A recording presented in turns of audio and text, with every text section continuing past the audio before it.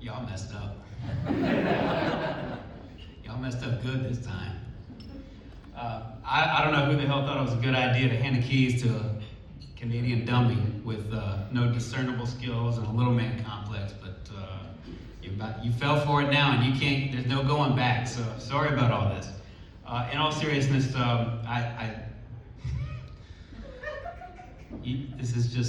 this is absolutely, positively a dream come true. I can't believe that I'm up here in this spot. I think anybody who finds themselves in this spot has to reflect on the people who founded this organization, who paved the way, who have been in this spot before, titans of this industry and of this business and sports journalism, who made APSE this great thing that we all cherish and love. All the great names of these past presidents.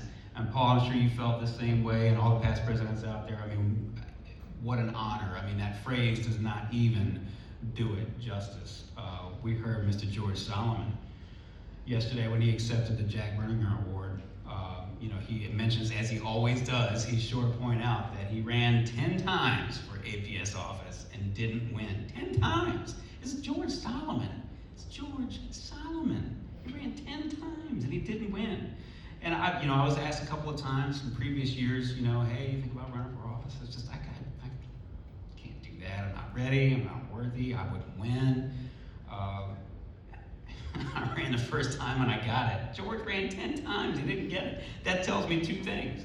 One, which is something I already knew, what we all probably know in this room. George, Mr. Solomon, he had a great eye for talent. And two, APSE voters, y'all don't have an eye for shit. Thank you to everyone up here in leadership, especially to Paul, who did a dynamite job again in the lead chair this year, and very much for all the ways, as I said, he sort of shepherded me along. I hope to do the same thing for Eric and Ms. Maria and Ms. Lauren and everybody who follows us along, and everybody out there who are members. To Bill Eichenberger, where are you, Bill? As executive director, there's Bill. Off to a great start. You have no idea how much this guy does as executive director. For APSE to be gaining membership in this day and age, I think that says it all. So, to John Bednarowski, how about a round for John?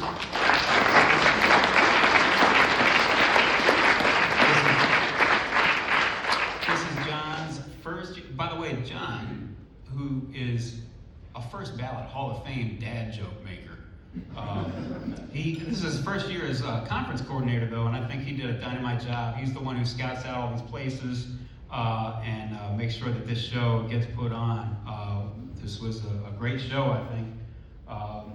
And we'll be in Denver next June. And we scheduled this one in July, and so the next one's in June, which if you count that, that means I'll only be in office as president for 11 months, which means I got shorted.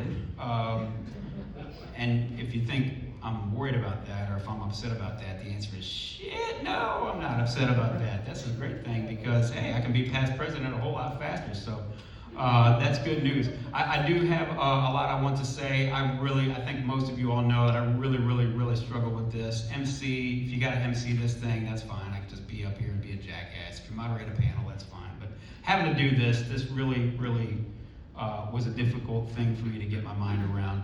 I didn't think I was gonna have anything. I'm staring at this blank piece of paper, and then I just started vomiting out words and words and words and words. And so this is a bit of revenge for all those writers who get bitched at by all of us editors for saying they go too long. All of a sudden I've got a 9,000 word piece of shit that I've got to cut down, and it's we all have Amy to thank for cutting this down. Amy Just, my former writer, who I used to have to do the same thing to her. So everybody, a round of applause for Amy Just.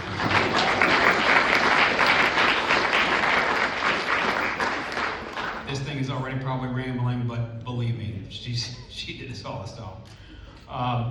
But with all that having been said, I do want to start by asking you all a question. And hopefully by the time I'm done, it'll come full circle and it'll sort of come into focus why. I want to ask you this, and I want you to ask yourself this question as you're all sitting here. And it's a hard question.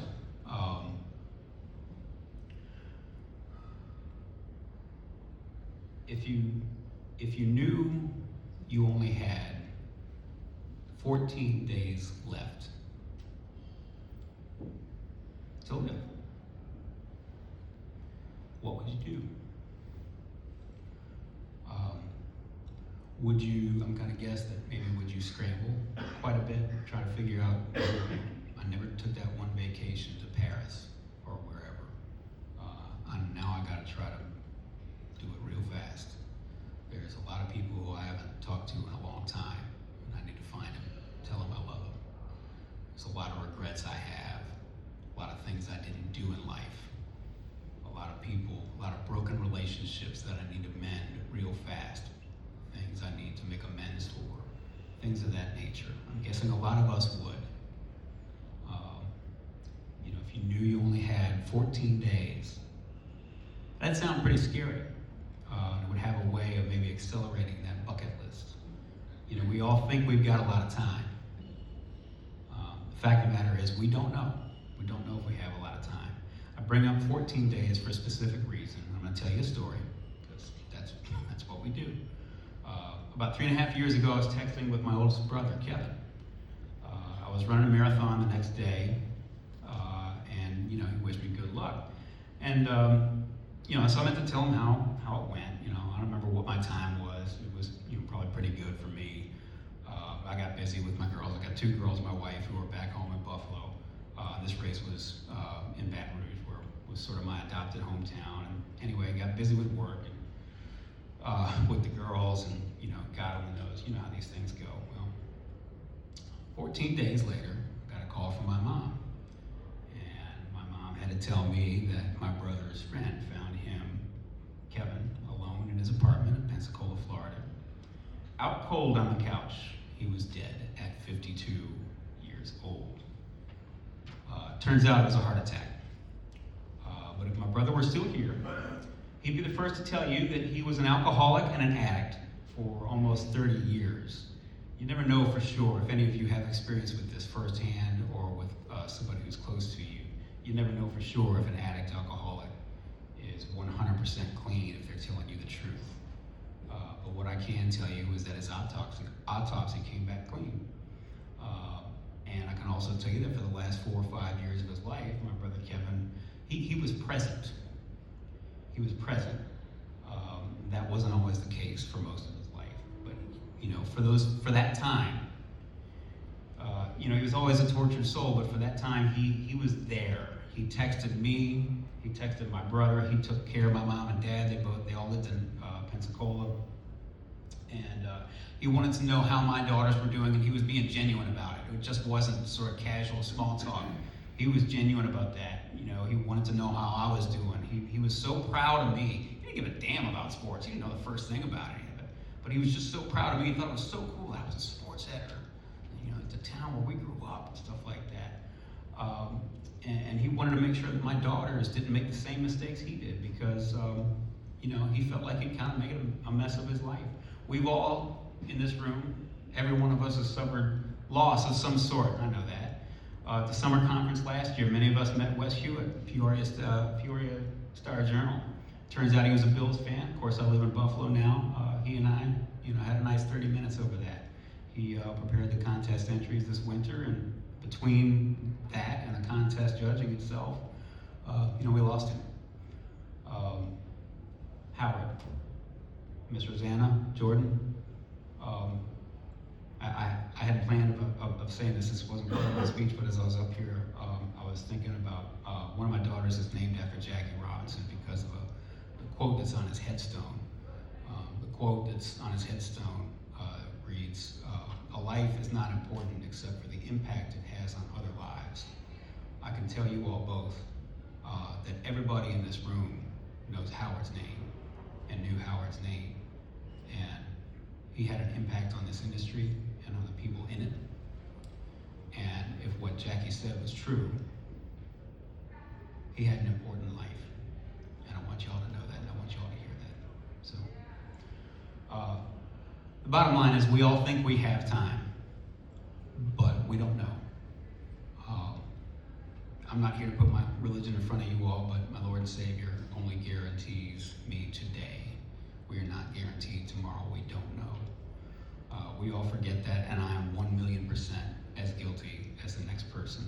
I'm hopeful that over the next 11 months, I'm going to try to remember that as best I can. I will surely forget. Anybody who knows me knows that I'm prone to being super motivated at one time during the day, and the next time you look at me and check in on me, I'm watching Maury Povich or Jerry Springer and picking my nose. So, hey, that's what happens. But this does remind me, every once in a while, I think some of the people will have heard this before. There's also a quote, a prayer that Bear Bryant kept in his wallet. And he would read this prayer to his team every once in a while back in simpler times. And I'm sorry, but I'll just read it as quickly as I can. And I quote, "This is the beginning of a new day. God has given me this day to use as I will. I can waste it or use it for good. What I do today is very important because I am exchanging a day of my life for it. When tomorrow comes, this day will be gone forever, leaving something in its place I have traded for it. I want it to be for gain, not loss. I want it to be for good, not evil, success, not failure, in order that I shall not forget the price I paid for it." So he was grateful for each day, or at least tried to be. Grateful for having responsibility. And I tried to remember that. I try to be grateful for having the responsibility of leading people, being in the spot that I'm in, for being sports editor of the Buffalo News, for having had the chance to be the sports editor in the town where I grew up beforehand. And I can tell you that I hope that you all remember that. My brother was grateful for the time that he had and for what he had at the end of his life. And I should have learned at that time, but I didn't. I should have known then to practice gratitude more often. At that time I wasn't. I was stressed out all the time. I was pissed off all the time. We're all overworked, right? I mean, that doesn't change. We're in the business we're in. We're overworked. And so, but I'm here to tell you I was in a bad spot. But I lucked out somewhere along the line. I remembered how lucky I've been in life and how blessed I've been. And if I've got any worthwhile advice, I'd encourage anyone in here. We're all in a rough business. We all know that. We've been over that 1,000,000 times. If you find yourself in a bad spot, take a moment to remind yourself of the things you should be grateful for. It will make a difference. Okay? I was born in Ottawa, Ontario, Canada, as you all know, most of you know. Tommy loves making fun of me for being Canadian. I don't know why that is. Okay. Adopted at 5 days old. That's how I'm Canadian blood, and the rest of my family is not. I'm dual citizen. Keys' family is American. They lived in Canada for 10 years, and then they actually kind of smuggled me across the border. That's a true story. I won't get into it until they can get me naturalized. But because of that, I've had this sort of weird through line in my life. I felt like maybe I'm not good enough. Sort of the upbringing I had. I had a great upbringing, but after having lived in 9 states and/or provinces, sort of simultaneously of everywhere and nowhere. Maybe I don't quite fit. Have that weird feeling. I suspect that maybe many of the people in this room had that weird feeling too, right? We're in a strange business.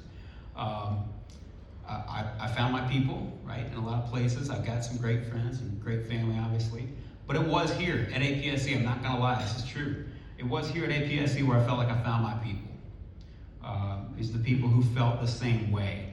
We all know, despite that voice that might be in the back of our heads, and I think we've all got at least some of it, that is, sort of prone to let us have some self-doubt creep in.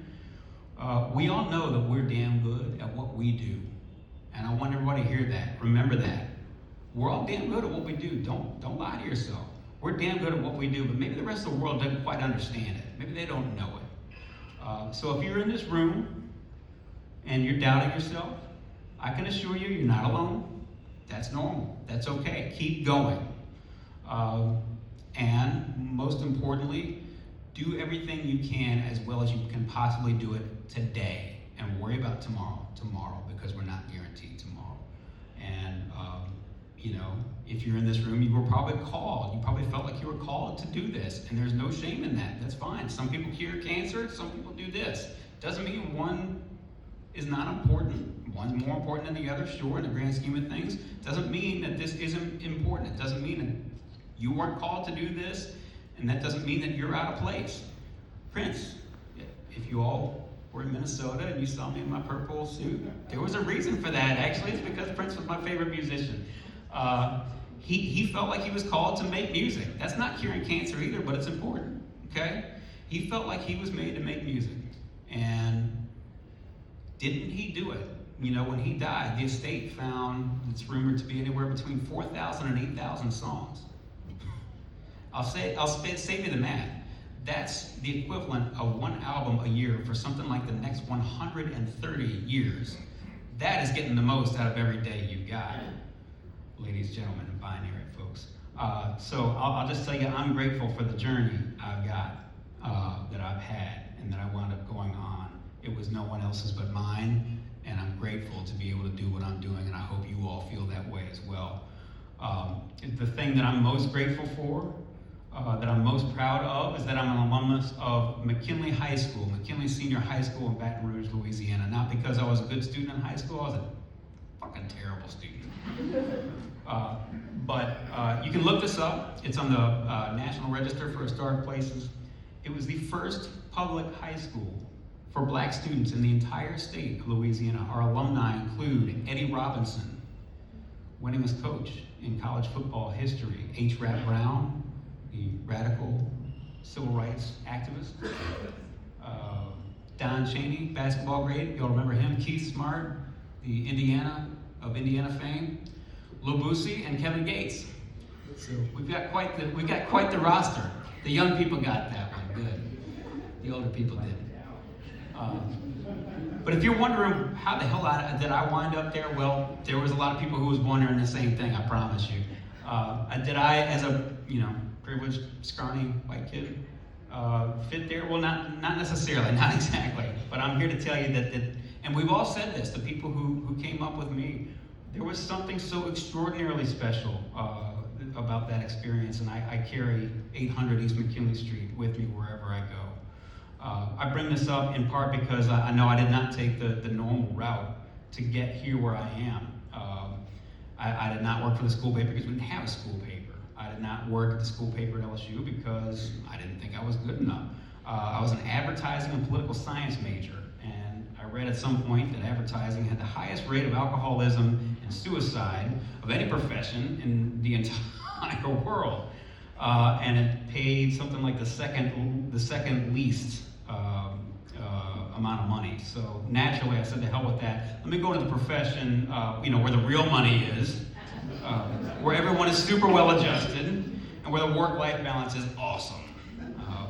But I bet on myself, unpaid intern, slowly climbed the ladder, all that jazz, and got to where I was. And there was a lot of doubt along the way, but again, to a lot of you, if you're not where you think you should be, don't worry about that right now. Worry about today, because tomorrow's not guaranteed. Do the absolute best you can do today and be grateful for it, even if it feels like the industry is beating you down. If we are truly grateful for our lives, we must be grateful for all of it. And I'm so grateful for those who have helped me reach this microphone. My higher power, my parents and two brothers, Kevin, rest in peace. There's a man named Steve Trotsky, who many of you know, our deputy sports editor in Buffalo. I bring up Steve in part because Steve's got his own personal triple crown going. He is now deputy sports editor to 3 sitting APSE presidents. Phil, where are you? Phil Kaplan? Phil Kaplan, then in Knoxville, Jerry Micko, and now myself. And I partially bring that up because we couldn't possibly win 7 top 10s in my first full year in Buffalo. I assure you it's not because I'm that smart. It was because of people like Steve, who I can't find my socks without him. He runs the show from day to day, and he's emblematic. You all know what I'm talking about. He's emblematic of so many effing awesome people in our business who don't get the credit they deserve, and y'all know that, right? Everybody knows what I'm talking about. So Steve, God bless you. I love you down in Hickory, North Carolina right now with his dad. Nobody, the mentors that I've had, there was nobody who believed in me more than Michael Peters, who hired me in Beaumont, Texas in 2004.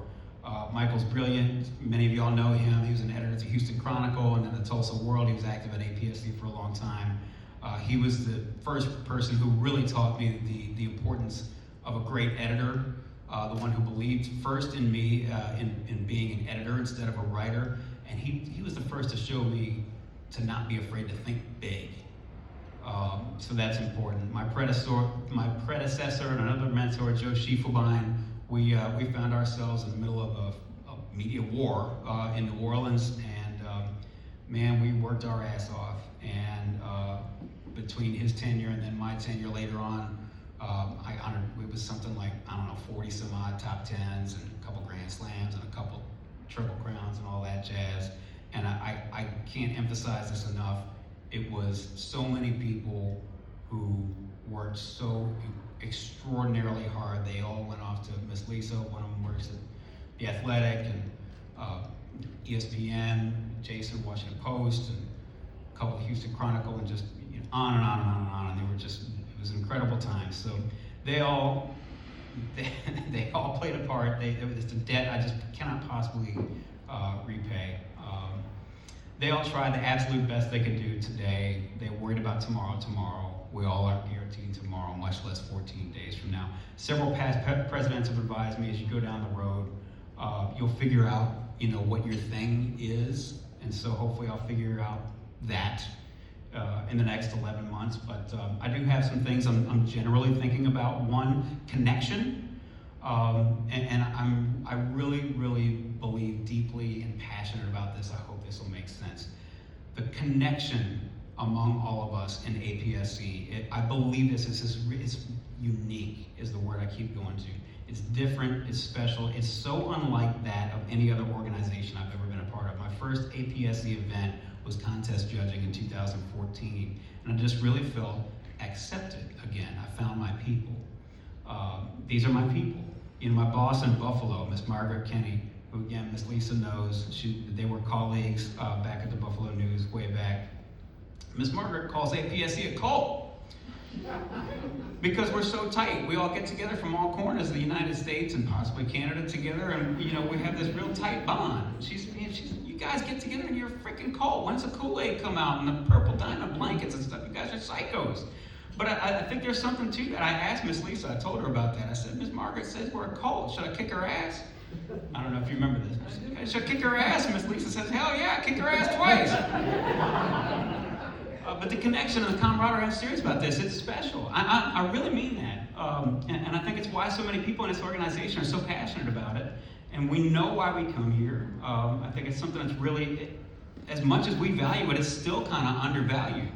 The contest, we want to beat each other's ass, but we really are here to be there for each other. And that's the way I felt going in. I feel that more now than ever. I'd love to figure out a way to nurture that thing, to illuminate it more, even more than we can among our members, and maybe to use it as a tool to help recruit potential new members. For two, marketing. Paul Barrett and I were on a couple of calls this year with Miss Billie Jean King and her camp for planning the Billie Jean King contest. And she's still a ball of fire. If you saw the documentary, you know what I'm talking about. She's still a ball of fire at 82 years old. And she's hands-on with this award. She wants to keep it growing. And she said on one of those calls something that really hit me. It's all about marketing. We believe, I think we all know that, right? To one degree or another. We all believe in this thing. We all believe in APSE, and it's a product we believe in. How do we sell this product better? How do we sell this product we believe in? How do we do a better job of marketing ourselves? I don't have the answers, but we got a lot of smart people in this room, so let's see if we can't figure it out. The rest of these 11 months, we'll figure it out together. And I say we, because I mean this. It's my opinion that no presidential term should really be about the president. It's not so much about what I want. By the way, if it was about what I want, that logo, I hate this fucking logo. I don't know why. It just bothers me. It's something about the font or something, and y'all know this. We can't find like the original logo or whatever with the high resolution or something. So if it were up to me, I'd get rid of that thing tomorrow. But let's cut the bullshit. Is it really that important? So, we need to do what's best for the whole of the organization. So let's figure out what's important together. This is for you. It's for you all. This organization is for you. I want you all to help me. I need you all to help me. I am but, one little goofy punk kid from McKinley High School. And I need you all to help. It's time. It's go time. We have that responsibility. I have that responsibility. I do it for my family. I do it for my mentors. I do it for all of you who believed in me, sometimes more than I believed in myself. I do it most obviously for APSE. I'll do it most definitely for 800 East McKinley Street. But we have to do this together. We have to do it with urgency. And I want you to think about that. I want you to think about what would matter most if you knew you only had 14 days left. And I want you all to put that front and center. And let's get to it. Because you never know if you'll get another chance. Thank you all. God bless. And let's get to it.